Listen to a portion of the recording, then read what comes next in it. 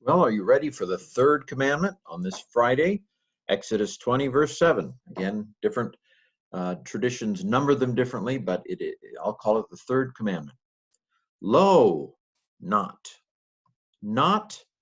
tisha, not you will lift up, um, not will lift up, it's you will lift up.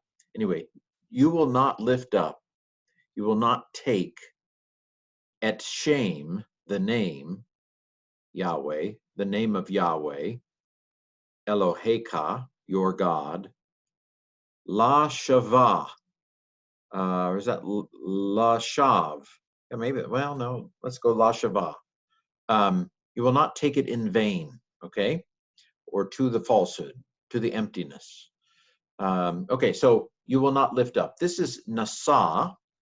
I always think of NASA is taking off, lifting off, Nasa, to take up.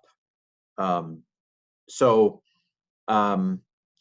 this is imperfect, and the tav on the front, preformative. Imperfect has stuff on the front. Perfect has stuff on the end. That's just to get you in the doorway. So the imperfect has stuff on the front, performatives, preformatives. So this tav is a second masculine singular, although women are not to do it either. You will not lift up the name. So et is a definite direct object marker. It doesn't actually mean anything. It's not really translatable other than we know that name is a specific name, namely the name of Yahweh. And this is shame. Shame is name, shame name. So NASA taking off, shame name. This is in construct. You can't tell other than the makaf, I suppose, is a hint. You will not take up the name of Yahweh. By the way, where's the nun of Nasa? Where'd the nun go? Well, nun assimilates where no vowel separates.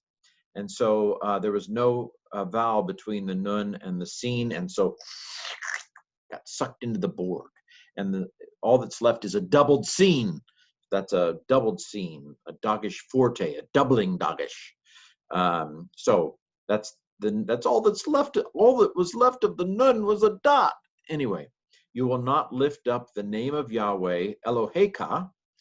So Elohim with a ka on the end.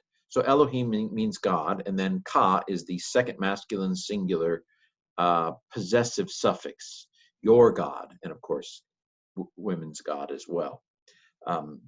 Like most languages, they are male biased, and so women are included in the your, even though it's technically second masculine singular.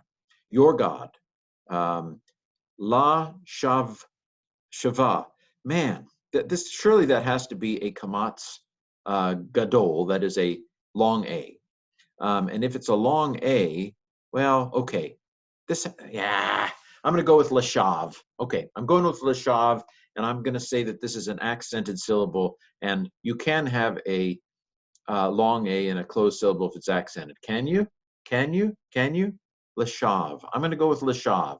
Please correct me, those of you who are more detailed and experienced in your knowledge of Hebrew.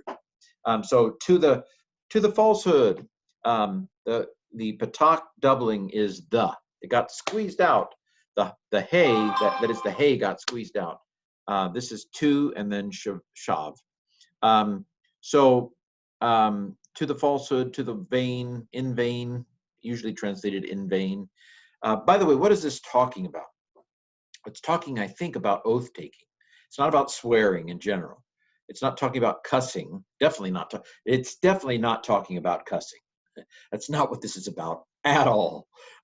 It's about invoking oath taking. This is what Jesus is alluding to when he says, "You've heard it said, do not forswear your oaths. But I say, be truthful, and you don't have to take oaths." This is about taking an oath in Yahweh's name. I swear, in other words, I swear by Yahweh, such and such. The worst example of such an oath is, of course, Jephthah, who swears that he will sacrifice the first living thing that comes out of his house if he wins. It's his daughter, and then he sacrifices his daughter. Anyway, imbecile. Okay, you will not take the name of your God in vain, for will not leave, Yahweh, this is the subject, Yahweh will not leave the one who lifts up his name to the false. He will not, I just looked up, a translation. I think probably abandon. He will not acquit. He will not let off the hook. He will not let him go. He will not look it over. So this is from Nakak. I'm sorry, it's Nakah. I changed it to acquit. For Yahweh will not acquit. This is a nephal, which means that the nun that goes with Nakah has been assimilated again. And then this nun is not the nun of Nakah, it's the nun of the N stem, which in this case, it means to acquit in the nifal, or the N stem. So for Yahweh will not acquit et asher, the which, the who. He's not going to quit the who. Just horrible rock group. Just kidding. Just joking. So again, we have et, which is the definite direct object marker, and then the relative pronoun asher. The one who is the way I translated that. The one who lifts up or who takes. This is nasa again. It is exactly the same word, but this was second masculine singular with a tav, and this is third masculine singular with a yod. Okay, so also imperfect. Same situation, except a different performative, because this is third masculine singular instead of second. Okay, the one who takes his name, so the whole involved at the end is his, and there's shame name, so his name, to the falsehood, or in vain. Okay, so there you have it. The third commandment: do not take the name of the Lord in vain.